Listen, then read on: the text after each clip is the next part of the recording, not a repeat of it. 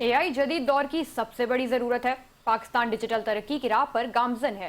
विफाकी वजीर Ahsan Iqbal Indus AI week से खिताब करते हुए कहा कि इंडस एआई वीक का इजरा एक अहम मौके पर हो रहा है। साइंस, टेक्नोलॉजी और आईटी के शोबे में तरक्की के विजन 2025 के तहत आईटी शोबे पर खुसूसी तवज्जो दी गई है। Indus Week at a defining moment in human history. Nations no longer compete on commodities. They compete today on ideas, talent, data, and technology. Artificial intelligence is no longer a niche technology. It is a bigger disruptor and opportunity than invention of electricity and internet.